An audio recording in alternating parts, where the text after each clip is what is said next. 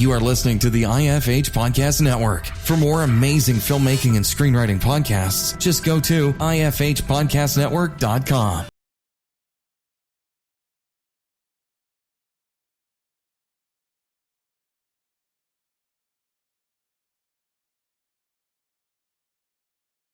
Thanks again for hitting that play button. Before we get into the interview with RB from Stage 32, really quickly, coming up on the podcast next is screenwriter Corey Mandel.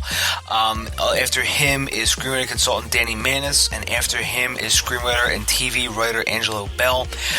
If you have questions for any of these people, or if you just want to contact me in general with, if you want to come on the show, or if you want to pitch to me some kind of idea about the show, whether it's, ad or what have you, please email me at dave@davebullis.com.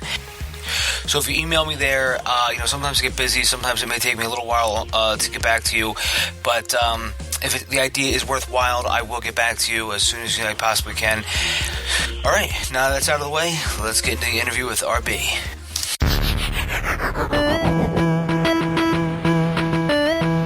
You're listening to the Dave Bullis Podcast.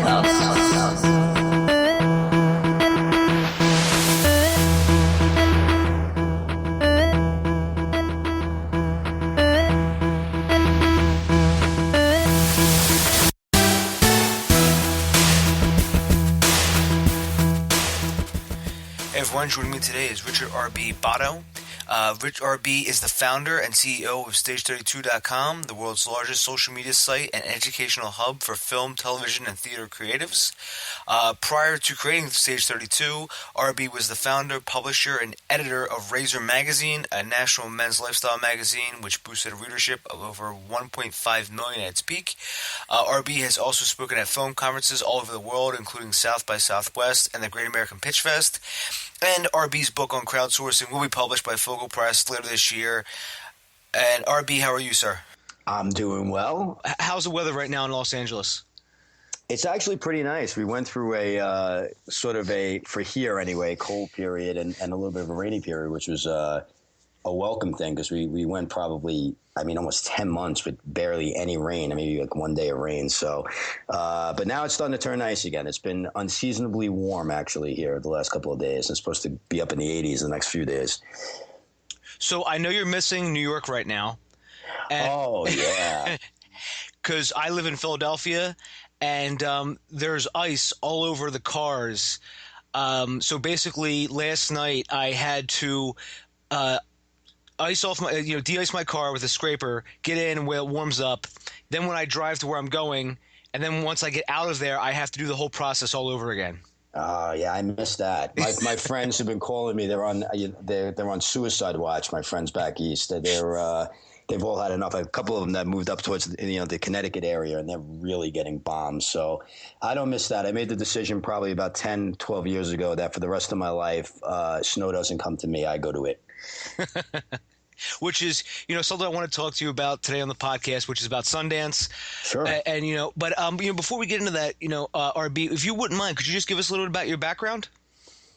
Sure. Yeah. As far as it relates to the entertainment business, I started as an actor in New York doing mostly theater, but some, short student films and short films back, 10, 12 years ago. And during the years I was doing Razor, worked with a lot of people in the industry, made a lot of contacts, and kind of moved over to the producing side and got involved with a couple of films, one of which that went to Sundance in 2011.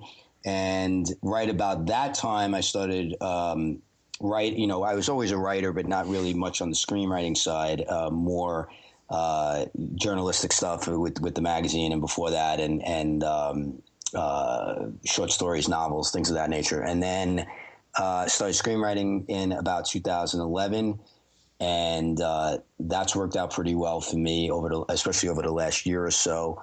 Landed representation, and now I'm in development with a script, which is moving through the system right now, which is very cool and kind of, step by step as these things go. And that's it. And then on the acting side, on the book side, as you mentioned, I'm also writing a book for Focal Press on crowdsourcing. So that's a little bit of the background as far as the entertainment business is concerned. No, It's actually about film crowdsourcing. I should have specified that, so it is an industry kind of thing.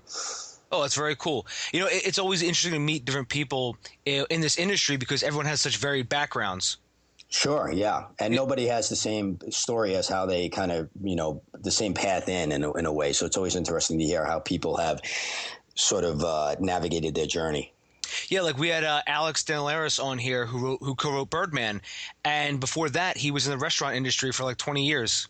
Wow. Well, he made a good decision. That's my favorite film of the year.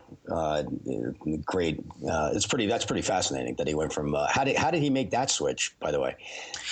Basically, he always kind of just wrote in his spare time, and he actually started making connections, and one thing led to another, and finally he was in a room with his writing partner, whose name escapes me at the moment, and then they sort of got started working on that script, and then they met Inanatu, and and now here we are in Birdman. And there you are. And it all starts with networking and making those connections. That was the key to that story, I believe, anyway. Yeah, and it's all about who you know. And, which kind of brings me my next question, which is about, is there a specific reason why you created Stage32.com? Yeah, I was more, to fill a need. I mean, is the short answer.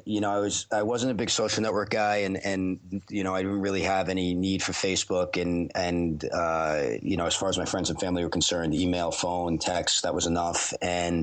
But speaking to people in the industry and being around a lot of people in the industry, I found that as far as making connections were concerned, they weren't able to do that through most of the broader social network platforms.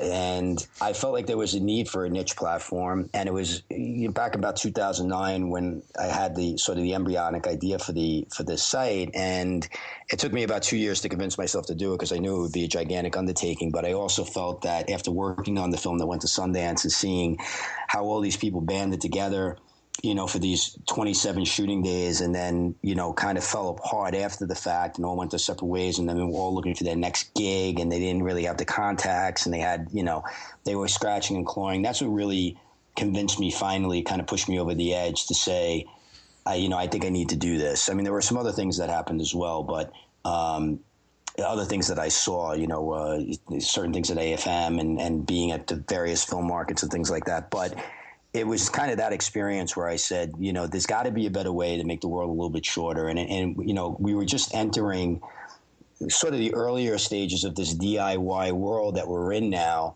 where, as a filmmaker, for example, it kind of behooves you to be, smart on the business side, or have a little bit of a grip on how the business works, so you can go out and maybe do a crowdfunding campaign or go out and raise funds, things of that nature. And I felt that it was the perfect storm, the perfect time to put a platform like this together, where it's all inclusive, where people can connect from anywhere in the world, because filmmaking is global, and where one person can film in one place and another person could edit halfway around the world, or compose a score halfway around the world to a film. I just felt like it was the right time, and it filled a need, and that's why I started it. And it's been beyond my wildest dreams, my wildest expectations. I thought it'd be a nice little community, and it's grown to almost 400,000 people now, and the success stories just keep rolling in, and it's been tremendously rewarding. Yeah, when I first joined Stage 32, I sort of was like, do I really need another social network? Mm-hmm. But I found out it really is different. It really is, you have taken it, and I would most likely parallel with LinkedIn, but I like it better than LinkedIn. I just find a lot more of a community there, and also you always do these webinars for free sometimes. When you I think last month, and I mean that's a tremendous resource that's not out there. Yeah, and I do the On Stage with RB webinar every month, and it is free. And if you're new to this site, or to listening to this and learning about Stage 32 for the first time, you can find those under education, and they're free and available on demand at any time. But I think the LinkedIn comparison is fair. The problem I have with LinkedIn is white collar, it's great. For creatives, I don't think it's very, very good at all. And, if you go into the forums on LinkedIn, I always say that's kind of like where conversations go to die. I just feel like nothing happens. And, that's no knock on them, because what they do well, they do exceptionally well. And that's, the white collar workers and things like that. And even as a CEO, as opposed to a screenwriter, producer, actor, I've made some nice contacts over there, but never on the creative side. And there's just never been anything that's happened on the creative side that's been worth anything. So, Forbes, we had an article in Forbes, and the woman that wrote the article said that we're like lynda.com meets LinkedIn. And I think I thought that was really, really a great way of defining us, because a big part of the site is education. And, lynda.com, of course, is, an educational hub. And, so to have the LinkedIn part of it where you could make these connections and connect with people, like-minded people in your industry, and people that could help further your career, or could lead to jobs, funding, representation, and so on, and then have this element of education that we're very, very proud of. I thought that was a pretty good comparison. Yeah, you mentioned the education, and you've had some really good people in there, like Marty Lang. He's actually been on the show prior, and like Danny Manis, who's actually coming up on the show. Those two guys are both phenomenal what they do. They really are, and that's one of the things that we're extremely proud of. We work with over 300 people in the industry, from managers and agents to directors of development to producers to the heads of production companies, and on and on and on. And we only bring in the best of the best. We bring in people who have actually done it, people who are in the trenches right now, people who can move the needle on our members' careers. And it's not always it's never the assistants or the junior consultants or anybody like that. It's always the best of the best. And we won't allow anybody else to come in and teach classes for us or teach webinars for us. They have to be accomplished people, and they have to be people that are willing to give back. And the thing that we've found that has been absolutely amazing and something that, has been really inspirational for me personally is that when you speak to these executives, they really do want to give back. They come in and they take the time, and it doesn't matter how many people are in the webinar, how many people are in the class, the attention and the detail that they give to our member base is just insane. So again, it's something I'm extremely proud of. And another, part of Stage 32 that I really like is the happy writers. Yes. Now, you told a funny story that, you liked them, you liked the whole company, so you bought them. And then they're a part of Stage 32 now. And the beauty of it is you have the guy who ran it prior is still running it. Exactly. And it couldn't be any other way. And when you say, you invest in people as much as you invest in an idea. And Joey Tuccio, who ran the Happy Writers for 2 years before we acquired them, was just somebody who, I never met a human being that really just cared more about the writer. And I'm very sensitive to screenwriters and, being one myself, but the reason I'm very sensitive to it is because I feel like because it's an easier barrier of entry, a lower barrier of entry to get into the game, where you have free screenwriting software out there and, all these chat boards and books and things of that nature. Whenever you have a bigger pool, you're going to bring in a bigger pool of people who are trying to take advantage of, the people who are the aspiring screenwriters or those who aspire in that pool. So what I saw was, a lot of people, again, on LinkedIn and Craigslist and even on, Twitter and Facebook, trying to take advantage of people. They have no qualifications and no real skills and certainly no credits, offering to give advice. And that's terrible for a writer. I made a post the other day on Stage 32. I was having a conversation that, I turned down representation 3 times, not because I was trying to be egotistical, but because I didn't feel like they were the right fit. And, there have been offers to me when I was just starting out to read my material, but they were from people that I felt that, why am I respecting their opinion if they're, if they've never done anything before? Because the reality is, if you get bad feedback, writers are needy. We're all needy as creators. If you get bad feedback, that could set you back. That's worse. Not bad. I'm saying bad feedback with somebody that's not qualified. Or if you land with a rep just for having the sake of a rep, and that person can't really move the needle on anything, then you're better off having no rep at all and being your own representation until you find somebody representing your own material until you find somebody who can move the needle. This is a whole long-winded way of saying that when I sat with Joey and watched what he was doing and I spoke to the writers that he was working with, I was just blown away by the attention to detail. Joey had worked in the industry. He had worked for bold films. He had seen, he had dealt with 1 million scripts and 1 million writers, and he had done studio coverage and worked with other people who had done studio coverage. He knew what was going on in the industry. He was able to take the temperature of things that were going on in the industry while he was in it. And he was able to take that and take those skills that he acquired and his compassionate side just as a human being and develop this company where he, is so hands-on with the writers and so honest, brutally honest with them, even down to the, to telling them that they're not ready to pitch, they're not ready for prime time, that they need to work on their script, they could improve things to improve their odds if they do decide to pitch, things of that nature. And I was just so blown away by that level of commitment to everyone that I had really, in a weird way, the only way I could say it is I had no choice in a way. I had to bring him in, and it's been an amazing ride with him. We've had over 200 success stories now, or we're closing in on 200, I should say. We just put something up on the blog today about 9 success stories in the last 10 days that have come from the Happy Writers. And these are people getting signed and people going into production and people being placed and people landing representation. I mean, it's incredible. It's just been an incredible ride, and it's inspiring each and every day. And I'm proud to be associated with him, and really, really proud to have the Happy Writers as part of, as a division of Stage 32. You were talking about representation and finding the right people. I forget who told me this story, but somebody once told me that they found a manager for their script, and the person said, "You know what? I will take you on." Well, the manager basically wouldn't call him back for months on end, and finally they were at a party, and they went up to they saw the manager there, and they went up to him. They said, "Hi, blah blah blah," and the manager says, "Hey, you know what? I should represent you," and he says, "You already represent me, but you won't fucking call me back." Unbelievable. Unbelievable, but totally believable. Being around this business as long as I have, it doesn't shock me at all. It's this.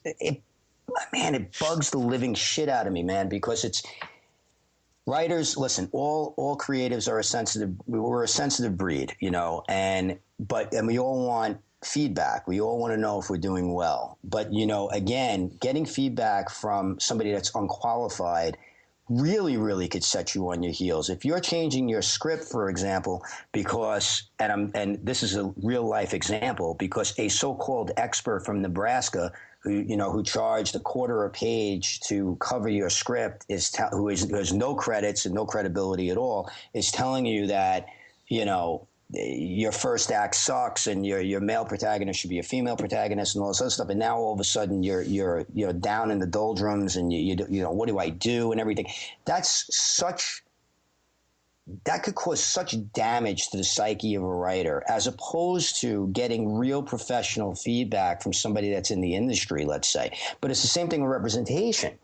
I can't tell you how many times. I mean, I get to teach all over the world. I teach, at screenwriting conferences, and I get to mentor screenwriters. I'm doing some mentoring down at South by Southwest next month, and I enjoy it tremendously. But one of the questions I get asked all the time, or when I say, "What are your goals?" I'll ask, "What are your goals?"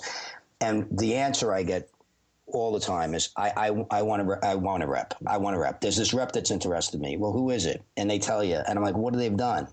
And you look them up, and they've done nothing. And I'm like, well, why would you want to be with somebody that really, again, can advance your career, that's going to have you writing things over and over again and give me the next thing and give me the next thing, because they are trying to build up their contact list, at the expense of your time. You know what I mean? And this happens all the time.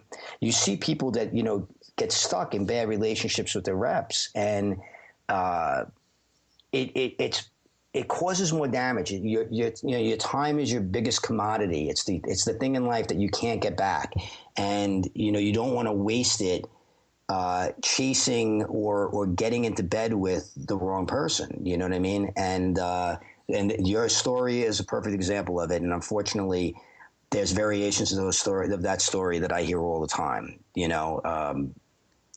That's to the extreme. But I mean, I certainly have heard the stories a million times. My rep never calls me back. My rep, just has me rewriting. I've been rewriting the same script for 3 years. I mean, that's just damaging. I mean, it's just damaging. So, I don't know. It's just a shame, and it happens all the time. And it's one of the reasons, again, why we brought in the happy writers, and why I'm so proud of the success stories that we have, to be able to sit with these writers. We throw a lot of parties, and I get to meet a lot of them. And our contest winners, we fly out to LA, and I get to sit with them, and to see and hear their stories and hear how long they struggled, or hear, some of the horror stories they went through, and to see how grateful they are. There's nothing better than that. There's nothing more rewarding than that. So RB, do you think maybe with the advent now of the internet and everybody, either on Stage 32 or, through their own websites, do you think that the whole idea of, word is going to spread more? So they're saying like, hey, I got this manager, his name is blah, blah, blah, and he hasn't done anything for me. Or even like you said, you can look them up right now and say, hey, this guy has not done a damn thing. Why would you want them to represent you? Now, do you think that maybe would cut down on this somewhat? You would think it would, Dave, but the problem is that, I think that especially writers that are just starting out, that need for approval, and it's the unrealistic goals sometimes of, I need to have representation in 6 months, and that means I'm going to take whatever I could take. It's the same thing like when people accept free options. I highly stress to everybody I meet or anybody that comes to me and says, I got offered a free option, I say, don't take it. Like, I understand that, you want to, now you can run around and say, I'm an option screenwriter. So now that's some sort of badge of honor that you get to run around with. But the reality is you just tied your script up for, let's say, a year or 2 years for no money. And now your work is completely tied up. And you're never going to know if you could have engaged somebody who, A, might wanted to represent you because of that work, or B, might wanted to offer you money for that work. You're never going to know. And I just don't believe in that. So I think the problem is that, yes, I think there's a lot of information out there, and it's easier than ever to find out the qualifications of any person in question, whether it's a rep or a consultant or, somebody doing coverage, let's say. But what I find is that people don't put in the work. People put so much time, if we're going to stick on screenwriters, people put so much effort into honing their craft and rewriting the same script till it bleeds, but they spend no time making the contacts and no time networking to get that work seen by the right people. It's like falling in love with the first girl that walks by. You know what I mean? The first person that gives them attention, they want to go chase them down the street. And that's not smart. You have to do your due diligence, and I don't care what profession you're in or what your discipline is, I should say, within this industry. You have to do your due diligence. I don't care if it's an acting coach or a casting director or a producer. If you're a filmmaker, you have to do your research and you have to ask questions. And I think that again, you're never going to get rid of people who are naive or who set false goals to themselves, or maybe not false goals, but, again, unrealistic goals or goals that are really a detriment as opposed to something that's going to move them forward. So, I can't stress it enough to anybody that's listening to this podcast. Do your research. Google is your friend. IMDb Pro is your friend. Ask around. Ask for references. You know what I mean? Can I, if it's a manager, can I speak to some of your other clients? That's not out of line. It's not out of line at all. Can I speak to some of your other clients and just ask them, what the experience has been like and, get a feel? That's not out of line at all. If it's a consultant, can I speak to some of your other clients? It's not out of line, but you got to be willing to ask and you got to be willing to do some research. Yeah, that's very true. And RB, one of the main things I always find out is I'm not like an expert by any means, but people, sometimes will send me an email, whatever. And a lot of it is like, hey, do they still offer, or I'm sorry, are they still giving, $1 million contracts to first time screenwriters? Mm-hmm. And I know you mentioned that, the thing you hear the most is, hey, how can I find representation? And, what I always tell them is, that whole $1 million idea, you should just give that up first. If you're just if your goal is just like, hey, I want to sell this for $1 million. How likely is that in reality? Well, it's not realistic, especially if it's your first script. It's very, very rare. And the other thing too is you shouldn't really be, looking at the idea, or the goal shouldn't be, I want to make $1 million off a script. The goal should be to write the best material you can, to go out and network with the people that can make a difference in your career, to ask questions, to show up if you can, to, if you're not in LA, I know this is tougher, but again, this is, when I say show up, it could even be online, in the places where, you could be seen and recognized, to be selfless in your approach as far as networking is concerned. If you take care of all these things, you're going to get read. Okay. If your work is good, you're going to get passed around.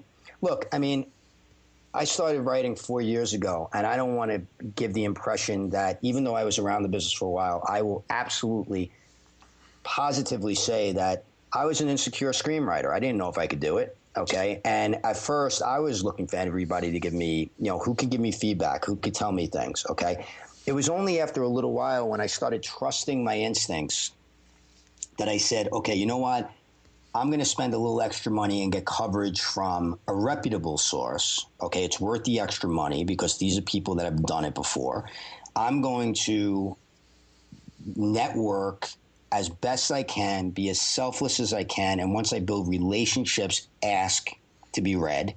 And once I started doing those things, the feedback was so different and so invaluable and improved my writing so much, okay, that it didn't take long after that for me to be able to really, really look at my script and say, or look at one of my scripts and say, it's ready, okay? I'm going to go back to these people. I'm going to ask who they know that might be interested in this kind of thing. I'm going to try to get this thing pushed around a little bit. And when I started doing that, the reaction was positive. The feedback was valuable. It got rid of the insecurities. I trusted my instincts, trusted my judgment. I put in the work. I read scripts. I didn't treat Save the Cat like it was a Bible. In fact, it's holding up a table. The leg of a table. You know what I'm saying? I did the work the right way. I went about it the right way. It took me a while to figure it out, but once I did, things moved pretty quickly. Okay. So all I could say is don't worry about $1 million idea. Okay. Worry about writing the best freaking script you can write. Write the living shit out of it, rewrite the living shit out of it, and then get it out there. Don't be precious about it. Don't hold on to it forever, because that's the opposite of what a lot of, the opposite of this is that people will, rewrite a script for 3 years and never show it to anybody. And that's even worse. But it happens all the time. I hear about it all the time. It's incredible. I actually spoke to a gentleman the other day at a function up in Sundance who said to me, he told me about his script, and I said to him, he goes, I've been writing this thing forever. And I said to him, what else do you write? Like, how many other scripts do you have? And he said, well, this is the only one. And I said, and how long have you been writing this? And he said, 6 years, but it's awesome. And I went, how do you know it's awesome? Well, I could just tell it's great. It's such a high concept. Have you given it to anybody? No, I haven't really given it to anybody. That's 6 years of your life. It amazes me sometimes. The path of least resistance, man, if you want to be successful in this business and you want to be successful as a screenwriter in general, is to write the shit out of a script and move on to the next one and move on to the next one. Because I'll tell you this, even if you have a nice first script, I don't care who you give it to, the first question you're going to get asked is, what else do you got? Mm-hmm. What else do you have? And they ask that question for two reasons, okay? One, they want to know that you're not precious about your material. And two, they want to know that you're not a one-trick pony. And that's, it's fair. because, eventually if they're going to represent you, or, if they're going to get on your side as a producer or whatever, well, maybe more so on the representation side, they're going to want to put you in a room, and they're going to want to know you have more than one idea. So, long-winded answer, as I tend to do sometimes, but in covering a lot of ground, all I could say to you is stop worrying about the money. The money takes care of itself when you write a great script and you get the script out there and you get into good hands, and you spend the time networking and making the connections that are going to make a difference in as far as getting your material into the right hands. Yeah, that's a great point, RB, and always feel free to be long-winded. The less that I talk, the better, because I have a nasally, whiny voice. In case you couldn't tell, like I listen to the playback on this podcast. I'm like, my God, everybody sound like that. You sound fine. I have the whiskey so gravelly voice, so between the two of us, we probably have nobody's probably listening anymore. Everyone has stopped already. Just like no. But you actually have a radio voice. I noticed that from the first Stage 32 webinar. I was like, man, this guy's like there's a guy I know who teaches radio courses, and you have a voice just like his, and he actually does voiceovers and stuff on the area. That's right. I actually did sports radio for ESPN and Fox Sports for 7 years. I had a radio show on Friday nights. So I've done my share of radio, but unfortunately, or whatever way you want to look at it, I'm not putting on a radio voice. This is what it sounds like. After a long night, it's about 5 octaves deeper, if you can imagine that.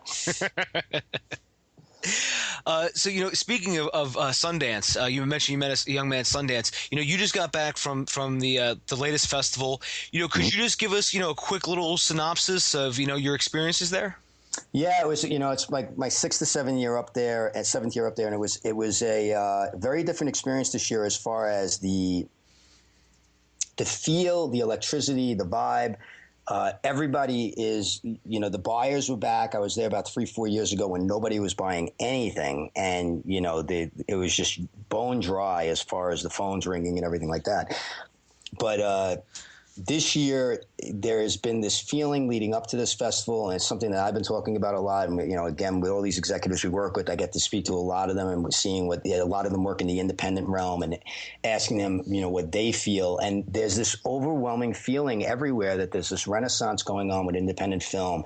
And it was certainly alive and kicking up at Sundance this year. And I think it was certainly evident in some of the sales numbers. Me, Earl, and the Dying Girl went for $12 million. Brooklyn went for $9 million. I mean, these are big numbers. And, unlike anything we've really seen before, there's just an enthusiasm right now for independent film. And I think if you're, a filmmaker, a writer, a producer that wants to work on the, an indie level or a micro budget level, if you're a short filmmaker, because shorts are really starting to get the attention that they deserve at these festivals, which is really, really cool to see. I don't think there has been an more exciting time in the last 10 years and more, actually. So, I just think that right now, the feeling even coming out of the festival is that this is far from over, that we're on the ramp up as opposed to at the peak or on the ramp down. Between all the new streaming channels, Netflix and Amazon going into original programming, Hulu buying stuff, Vimeo is buying documentaries. There was just a thing today that Vimeo is buying the Scientology documentary when HBO is done with it for exclusive streaming. I mean, this is exciting. This is really exciting because, just a few years back, really your only path was really into theaters or direct to DVD. And now we have video on demand, in theaters on demand, and all these other things going on, and plus all the streaming options. And we haven't even figured out what's going on with streaming on the internet yet. I mean, that's still in its infancy, and nobody's quite figured that out yet, but they will. And that'll be another avenue. So all of these, people throwing their hat into, all these companies throwing their hat into the ring in this arena need content. And so it's an exciting time to be a content maker.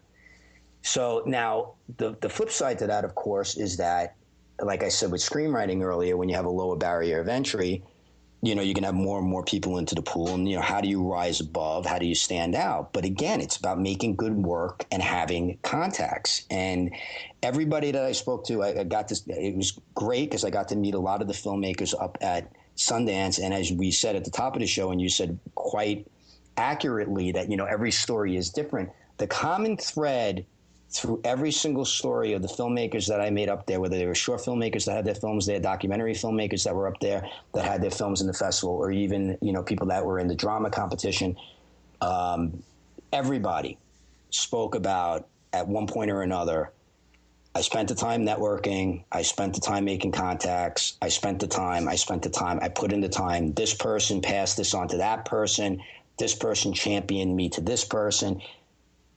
I mean, that's really the way it works. I mean, and that was the common thread. So, that was the vibe coming out of there. It was a really, really cool festival. There was no, outside of some of the, people complaining that the films were a little bit downbeat, there was nothing downbeat as far as the business was concerned. Oh, that's actually excellent news. And, I just had on Sean Baker on the podcast before this one. And his film Tangerine debuted at Sundance. Yes, yep. And I don't know if you got a chance to see it, but I swear I haven't been drinking, RB. I would hope you would be. No, I actually have a cup of Mandarin tea right next to me. But I know it's freezing cold out here in PA, and I'm trying to warm up with tea right now. You got to throw some bourbon into that, my friend. I had some Crystal Skull vodka around here somewhere. Yeah, the Dan Aykroyd brand. And, yeah. I don't know where I put it, and it's in my maze of DVDs and books and everything else. How the heck do you misplace a Crystal Skull? Yeah, the Aztecs did a pretty good job of that too. Yeah, that's right. Good response. Thank you. I've been sitting on that joke for a while. I finally got a chance to use it. But I don't know if you got a chance to see Tangerine, but it was shot entirely on his iPhone 5. That's the story. I didn't get to see it. It's fascinating. Everybody was talking about it up there. There was another film, and it's escaping me right now, that was filmed. Half of it was filmed on a GoPro. I mean, again, a whole film on an iPhone 5 at Sundance.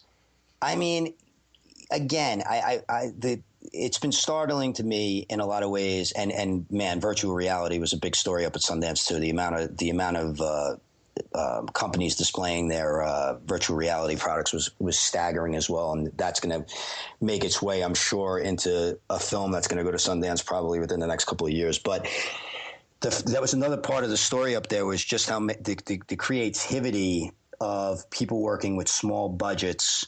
And, filming a movie on their phone, editing on their phone at the same time, filming something, stopping, using editing software, cutting it, going back, refilming. I mean, it's really, really fascinating stuff. It goes to prove that you don't need, a shit ton of money to make a film that can get into a major festival. I think that trend is going to continue, but also the other thing that it proves is that not only can you make a film on the cheap, on your phone, and get it into Sundance, but guess what? It could be sold and distribute and get a P&A deal as well. That wasn't happening 5 years ago. So I think that anybody that really has a desire to be working in this business right now on any level should feel pretty inspired. But again, the pool gets bigger, the competition gets greater. You got to work, and you got to stand out, and you got to make your contacts. And I mean, you have to do those things. You just have to. It's the common thread that runs through everything.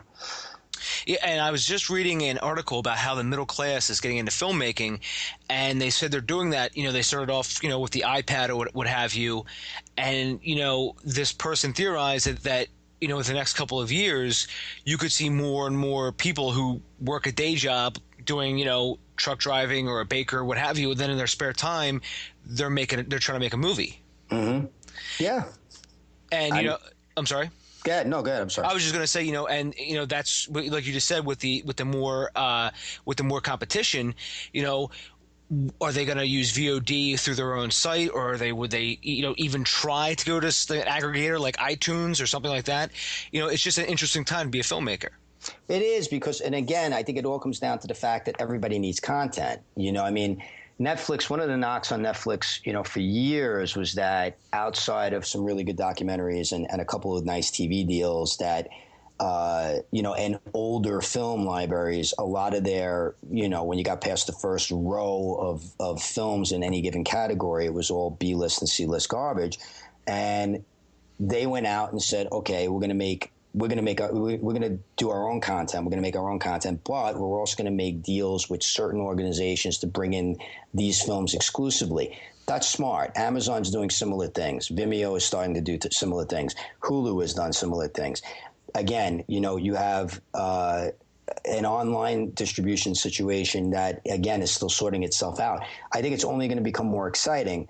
But at the same time, you don't want to be one of these people that has irrational exuberance either. And what I mean by that is, you have to, again, I don't want to keep repeating myself at the risk of repeating myself a million times, that there's going to be more people competing against you. You have to figure out a way to stand above it. And it all starts with great content, but it also all starts with having great context. Yeah, and like you said, Vimeo, Hulu, YouTube, all the channels now, they're pulling all of their stuff. So like, NBC content that was on, Netflix or wherever, when that contract ends, there's a plan to revert it back to NBC, for instance, and then they'll be their own content creator again. Since they made it, hey, you know what, you want to see it, you subscribe to our online streaming service, and vice versa. All these, even and HBO and all these other new channels that keep popping up seemingly almost every day. Yep. No, and what you're also getting is these like the deals that you never really had before. You're having all these different production companies and studios working with one another. One studio producing, one studio distributing. You have these cross-section things like even in TV, for reality TV, where you have an ABC show being shown on CNBC, every night. These are things that didn't happen a long time ago. Like, it's a different world right now, and it's going to continue to change, and there's going to be more commingling of content. And, again, I just think it's a great time to be a content creator. And, of course, by virtue of that, if you're one of these people that – if you're an actor or, you're a crew guy or whatever, there's going to be many, many, many more opportunities. And, I don't think there's anything better than that. I really don't. I mean, and it's a great time. The other thing about it, too, is that, 10 years ago it was much tougher to break in a way because there weren't as many opportunities, even to take non-paying jobs just to build up a reputation. That's even changed dramatically, and even the non-paying jobs are getting seen because at the worst case scenario, they're being put up on YouTube and they're being shared and they're being pushed around. And if you have somebody that's smart with the marketing, or if you have somebody that, understands social media, there's a million ways to get that content seen and to get yourself discovered and to get yourself, to take that first step to the next stepping stone, to the next stepping stone, to the next stepping stone. So, to me, like I said, it's a great time and an exciting time. So, RB, when you were at Sundance, did you see that, TV maybe was favored a little more over film? Because it seems, a lot, they always say now the best writers are in TV right now. Well, I mean, there's not a lot of TV up at Sundance, but to talk with a lot of writers right now. I mean, I know a lot of writers in this business that have been screenwriters their whole career working in feature films who are now doing nothing but writing pilots. Mm-hmm. And I get it. You know what I mean? It's tough to get a feature film pushed through the system these days because, if a lot of these guys used to work on the studio level where you can come in with an original idea and, sort of a one-off, as they call it, and, get greenlit. Now everything is based on source material. I think it's something insane, like, 70 to 75% of the films that are on the slate for 2015, or maybe it's already 16, are either superhero movies based on source material or sequels.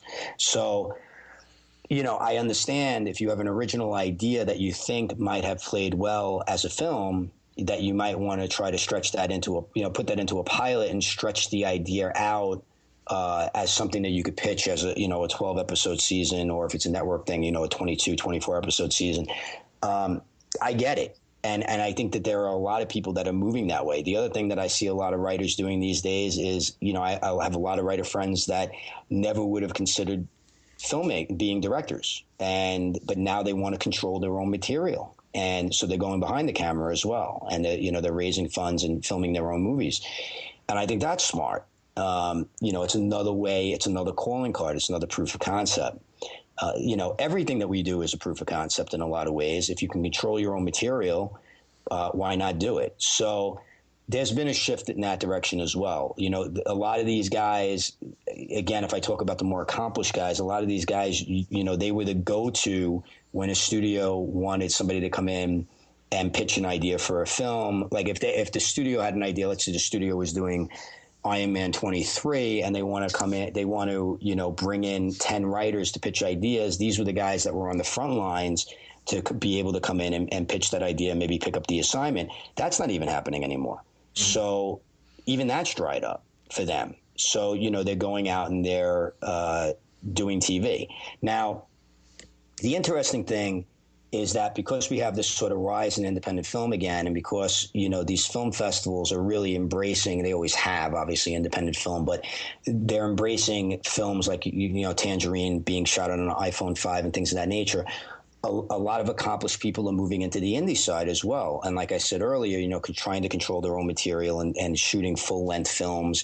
And even though they work maybe on the studio level, it's not a step back to them because they feel like they're getting to make the films and write the films that they want to write. And they're not being, knocked down because it's not commercial enough or not high concept enough. So, you're hearing a lot more of that these days. And I think it is smart in a lot of ways.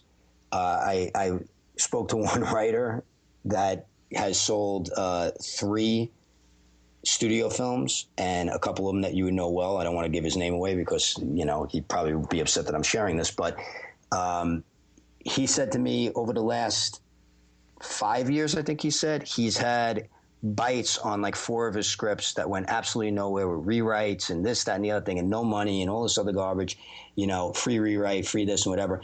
But in the same time, he sold 6 pilots. Mm-hmm. Without question. Like don't change anything. You know what I mean? Yeah. Because people are buying content on that side. That's absolutely amazing. Yeah. 6. I mean, it's pretty incredible. So, there you go. And, if these things, that's the beauty of being a screenwriter. It's like it's almost the same thing as being a feature film screenwriter 15, 20 years ago, is that, everybody would get bought.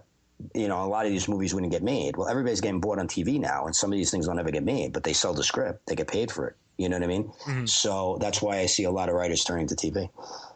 Yeah, and that's a good point as well that, I really didn't think about. But, yeah, I mean – I have, friends out in LA and they've, sold things here and there and, they're always like, hey, what TV pilot? I mean, even if they go in for maybe something that has to do with film or what have you. I mean, look at the guy who did Too Many Cooks for Cartoon Network. Mm-hmm. And now he's getting meetings all the time and all from that basically, I guess you could call it like a one webisode. Yeah, I mean, listen, man, this is the change. But again, it speaks to the content being king and getting yourself out there, is that you have people, YouTube stars, getting signed to 7-figure contracts, getting signed to major agencies. You have web series writers getting placed on television shows. We've seen it with the Happy Writers. We've seen people that have written, that's all they've done is web series, and by the strength of that material, it's, what else do you have? What other ideas you have? And then all of a sudden they're a working writer, a staff writer on a major television show. It happens. So again, the difference of, from 5 years ago is there are so many more points of entry than there ever were before. And, and that there were 5 years ago. And when you hear these stories, it's really interesting that, again, it all comes back. Well, first of all, it's interesting because you have all these different mediums and all these different ways sort of in. But the second thing that's interesting is that these are people who are creating unique content. Like, I mean, there's a million web series out there. There are a million of them, okay? And it's not like people come home every night and say, oh, okay, I'm going to go online and, go seek out some web series and see what's going on. They catch because the material is unique. And, the concept is cool and it's well put together. And that's how that's how these people get attention. It's not just a happenstance kind of thing. So, again, every part of this conversation, we just keep coming back to the content and making great content and getting it out there. Yeah, I mean, that is a point we keep driving home, and but Have I said it like 500 times now? Have I said it? Can we go for 501? Because I feel like, it is, sometimes, like I said, I hate hearing myself talk because I feel like I say a lot of the same things over and over again. But excuse me, you asked me about Sundance, and it really was the theme that kept coming back. It really, really was. In every single conversation, it really, really was the theme that kept coming back. Yeah, and something I've seen too is some managers, agents, producers maybe always say, what are these potential clients doing to promote themselves? Meaning, do they have a website? Are they on social media? What kind of fan base have they made already? Yeah. And that's a question I've seen asked before, and there really is no reason not to have a website now for yourself. No, and you raise a really, really interesting point. And this is something that comes up a lot of times at screenwriting conferences and things like that. When people talk about representation, they're like, I want representation because I need somebody that's going to go out there and do the work for me. I need to go write. Like, you know what I mean? I don't have the time to go promote. Let me tell you something, okay? When you have representation, you best believe, okay, that you're still going to do more work than your rep. And what I mean by that is, until you have a piece of material that your rep really wants to go out with and go shop and go push around, okay, you're on your own in a lot of ways. All right, you're going to be constantly taking his or her notes, molding the material until they feel you're ready. But at the same time, if you have other scripts and you have other material that you feel is good, but maybe they're not connecting with, but you still want to push around, you got to go out there and be an advocate for your material. And you got to go out there and still network and still, make those connections and everything like that. Perfect example, right now, the film that we're running around with is decidedly different than another script that I have that my manager really, really likes, okay? But he feels that it's a small indie, and he's not wrong. It is a small indie, okay? He wants to put his efforts, but however, this is a small indie that has almost gone into production twice, where we had, half of a $3 million budget raised at one point, where there's been interest from various production companies. And when I brought that up to him, he said, run with it. Like, go ahead, go out there and push it. If you want to use my name to say that I like it, or if anybody wants to call me to talk about it, I'll be happy to do it. But, you go out and take care of that one. I got this one. Okay. So, you got to go out and network. And when you sit and you have dinners or you talk to people, via Skype or, through social media or whatever, or private message or whatever it is, you have to be out there selling yourself, and you have to be an advocate of your own material. So it never ends. I mean, you're never done marketing yourself. So if you're listening to this and you have this idea that you're going to get representation and you're just going to sit in your corner and, in Starbucks and write 20 hours a day, you're deluded, or especially if you think that you're going to have success that way.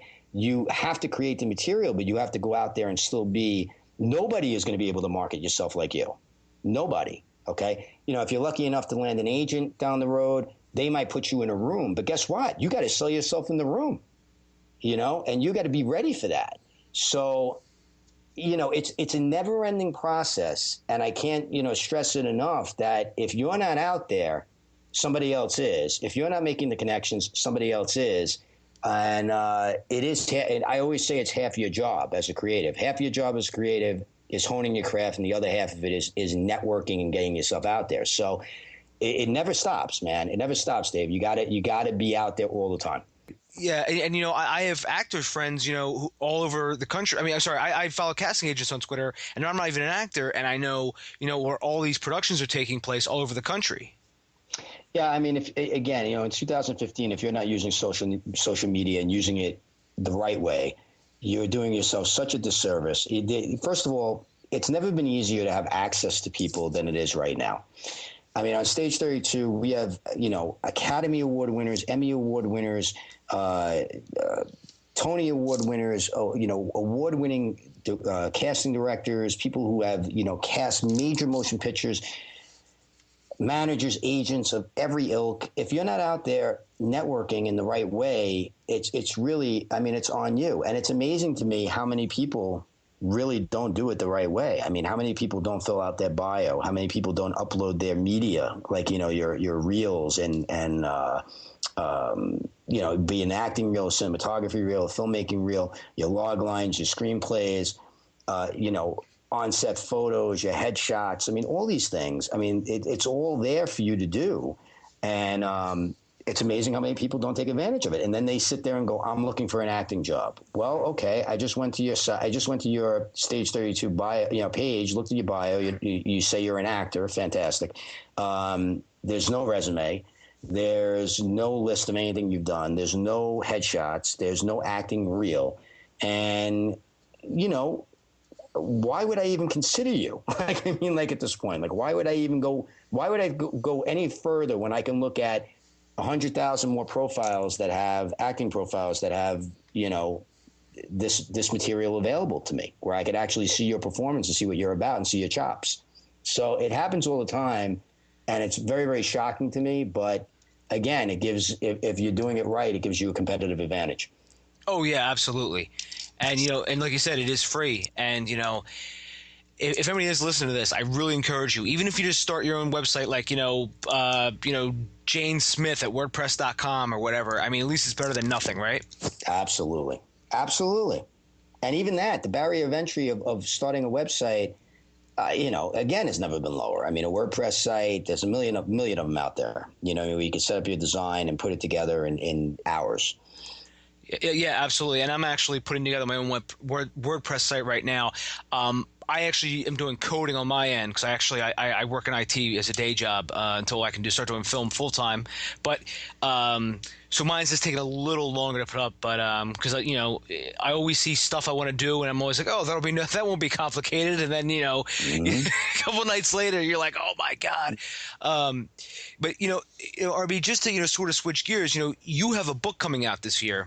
Yes. All about film crowdsourcing. Now, I'm actually very interested to talk about this because that's actually a great topic. You know, could you just take us a little bit, you know, about your book and, you know, a couple for what you can talk about? I don't know if you can speak too much about it, but yeah, no, it's interesting because there hasn't been a lot written about the subject. Most crowdsourcing books have to do with employment and things outside of film, and a lot of people in the film business, or in the, you know, if you're an actor, a writer, a filmmaker, a director, I guess that's the same thing, a producer. A lot of people think it's crowdfunding, and the reality is, within any crowdfunding campaign, there is an element of crowdsourcing. But crowdsourcing really comes down to, again, especially in a DIY world, this is really, really important, identifying a crowd, engaging that crowd, and then getting that crowd to carry your message to build an audience for your film or for your crowdfunding campaign, if we're going to use that example. So I was approached by Focal Press. I moderated a panel at the American Film Market in 2013 on crowdsourcing, and I was approached by Focal Press to write this book. And it's been a really cool experience so far. It's interesting to get, you know, I've spoken to a lot of filmmakers. There's going to be a bunch of case studies in the book that I think are going to be really interesting for people and intriguing in a lot of ways. And it's been fun to speak to filmmakers who really didn't have a business background at all and didn't understand much about the industry, but who were forced to figure things out and figure out, how do we market what we're trying to do? How do we get people to our film? You know, again, with all that noise out there, how do we rise above? And one of the ways you do rise above is by identifying the audience for your film before you even start filming. And, you know, in some ways, if it's, you know, a documentary, or if it's or even if it's a narrative film that is on a particular subject, you could even go to the crowd before you start filming to say, what would you like to see in this film, you know, that is relatable to the subject? And you're kind of crowdsourcing the narrative in a way, which is really, really interesting as well. So, you know, there's been a ton of examples of how this has worked and how it can work.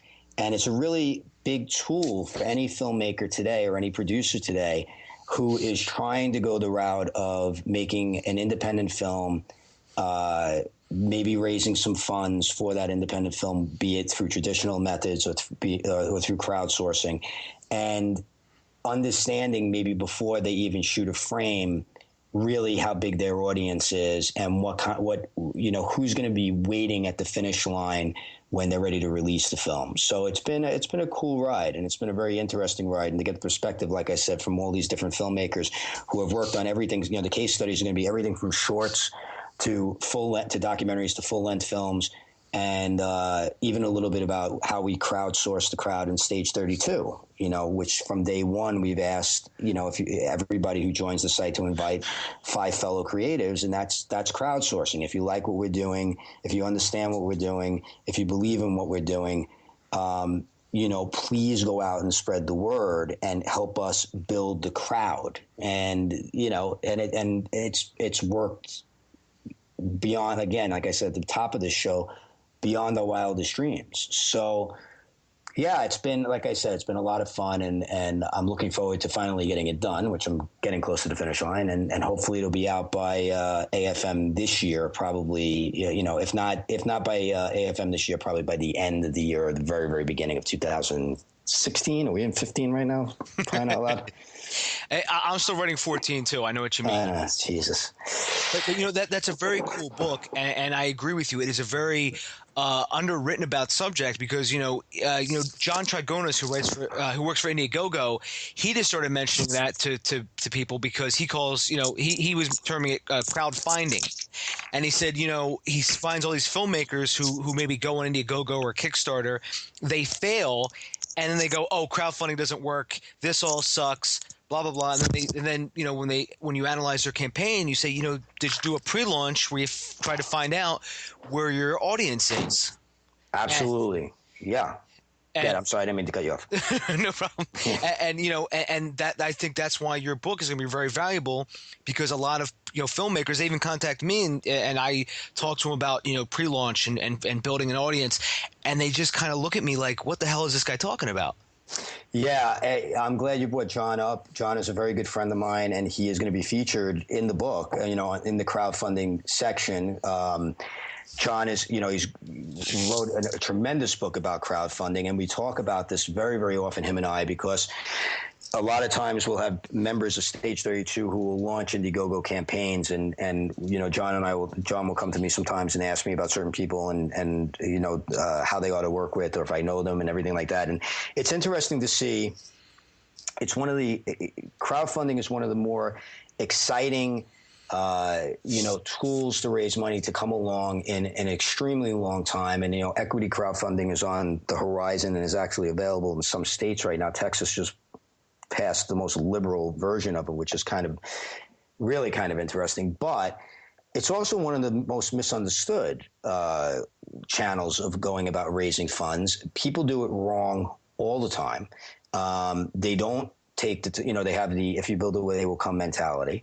And they don't use a crowdsourcing element, which is a huge part of your crowdfunding campaign. One of the stories that I'm writing about, and I'm going to cover in the book, is a documentary that was called Mile and a Half. And it's about 6 cinematographers, or five or six cinematographers, who decided to take their cameras along on the John Muir Trail, hike the entire trail, and sort of film it in all its glory and film it in a way that it's never been filmed before.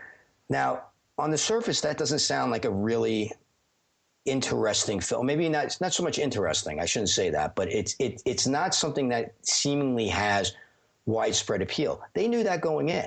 Okay, so what they did was they targeted photographers, cinematographers, people who loved nature, people who like hiking. And they specifically went after those groups to say, look, this is what we're planning on doing. What do you think about it? And everybody's like, wow, that's really cool. They went to certain brands to say, would you like to be in this? Maybe you could trade some money for placement in the movie and support us and put your weight behind us. And they got some of that. When they finally, they put up the funds themselves to actually film it, but then they needed almost $85,000 for post-production, which is a large amount of money, especially for a documentary. And they cleared almost 130.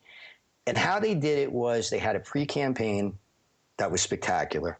But they identified the crowd, they engaged the crowd, and they moved the crowd. And, the film ended up being, a huge success on the festival circuit. It was the number 2 documentary for a while on iTunes behind Hero Dreams of Sushi, which has been, at the top for God knows how long. It's National Geographic picked it up. And again, it was all because they crowdsourced in a way that made perfect sense. And they engaged that audience to the point that these people felt like they were going on this hike with them. They felt a part of this. They felt ownership, which is part of the crowdsourcing thing as well. So it's a perfect example of what can be done if you do it right. I mean, it's amazing to me. I wrote an article for Medium about the 5 ways you're using Twitter wrong and correctly to, promote your crowdfunding campaign. And I kind of wrote it out of frustration of all the people that were just hitting me up on Twitter. It's amazing to me when you get a tweet from somebody that says, I'm in the final hours of my crowdfunding campaign. Can you please retweet this? I need all the help I can get. And I click through, and it's like $100,000 raise, and the person has about $2,000 in. Yep. And the thing's ending in 6 hours. And you go, you got to be kidding me. Like, how delusional can you be?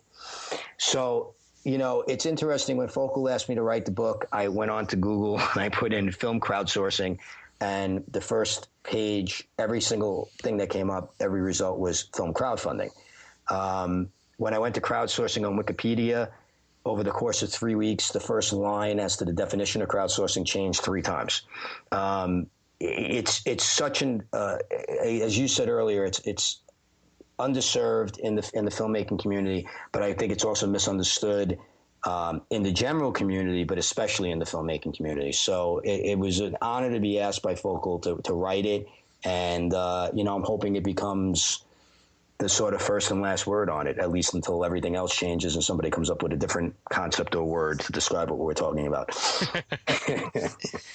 Dragonos and I were talking before, if you were to make a horror film, horror on Twitter is big too, because there's so many different horror, Twitter accounts, and especially the subcategory of zombies. And Dragonos and I were always joking around that if you were going to make a zombie film and crowdfund it on Indiegogo, and you already have, hashtag #GoGoZombie as sort of like this hashtag you could already like just sort of input into, and find just this whole network of zombie lovers. And Dragonos and I were saying like if somebody was going to do it, that's an idea right there. Yeah, I mean there's. I always say that there's a million ways to skin a cat when it comes to promoting a film, and that would be certainly one for a zombie film. Horror, it's really, really interesting to me. And in reviewing the book, I talked to quite a few people that were doing horror films. And I said, how do you stand, how are you crowdsourcing such an enormous group when it's so hard to stand out? And they're like, we have to find the specific thing in the concept that is going to appeal to the horror fan who has never seen this before. It's the idea that I'm going to sell you on something that's going to scare you in a different way, or in a way that you haven't been scared before, or is going to engage you in a way you haven't been engaged before. And those are the campaigns that work because they're really, really targeted. I'll give you an example. This really isn't a horror movie, but A Girl Who Walks Home Alone at Night, the black and white film that was shot in Southern California, yet it's an Iranian director and the actors are speaking Farsi. It was a $55,000 raise on Indiegogo. They appealed to not only the whole vampire crowd, okay, which they did, but they also said, they harped on the fact that it was a female protagonist, so that was a little bit different. Then they harped on the idea that the filmmaker, it was going to be like a cinema verite kind of thing, and so they went after the film buffs, okay? The film made its goal, premiered at Sundance in the next category, did exceptionally well, got picked up, if I'm not mistaken, by Vice Media, got distributed, has done exceptionally well, and now the filmmaker is on to a bigger budget thing, has gotten signed, and so on and so forth.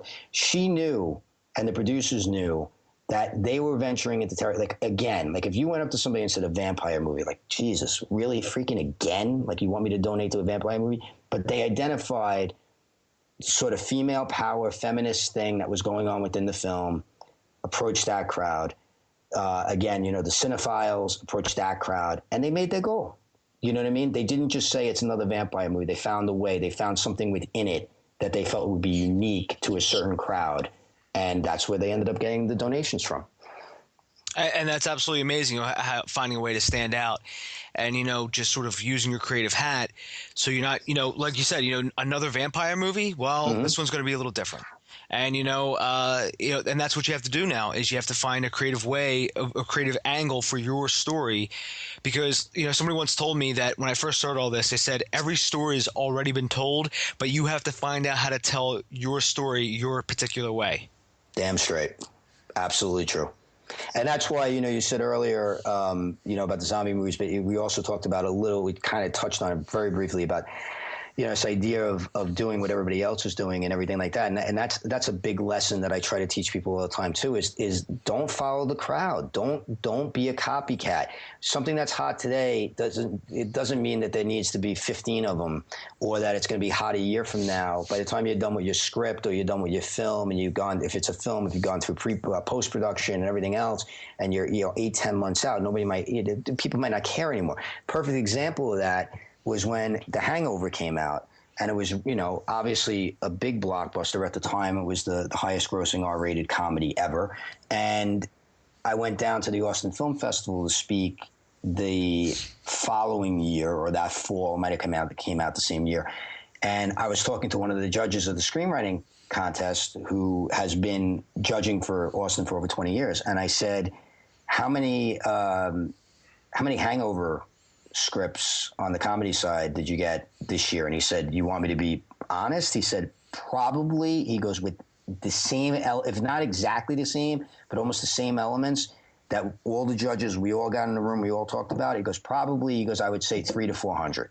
Now think about that. They got 7,000 scripts or 6,000 scripts, whatever it was. And on the comedy side, I think it was like 3,200 that, because they break a comedy drama, which is kind of strange. But,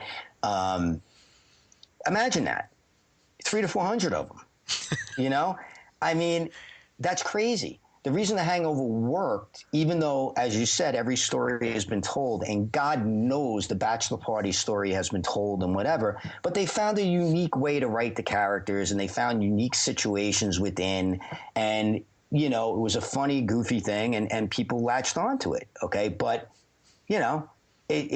that doesn't mean that lightning is going to strike twice, or that, you're going to write the same exact movie and get paid, as we said earlier, you get your $1 million payday because you've brilliantly rewritten The Hangover, Mm-hmm. So, you got to have your own voice. I mean, the unique thing, if I can circle this back around to a girl walks home alone at night, I mean, her voice is all over this film, and it's not a terribly deep film. It's not a deeply plotted film by any stretch of the imagination, but it's gorgeous. It's stylistic. It's really, really interesting. And even if it, like I said, it's not like, where you're hanging on to the plot, you're hanging on to everything else that's going on with this film. And that led to the guy at Vice that bought the film, called her the next Tarantino off of this film. You know what I mean? Because she found her own voice within this little vampire genre in a $55,000 black and white film. Like I said, shot in Southern California with the actor speaking Farsi. I mean, unbelievable, with English subtitles. But it made all the difference. I sat in that theater and watched that film and I couldn't take my eyes off it. So, you have to have your own voice, and you can't follow the trends. Or if you're going to follow the trends, find a unique way to, if you're going to make a vampire movie or a zombie movie, or I don't even know what the hell else is hot right now, but if you're going to, or gross out comedy, find a twist on it.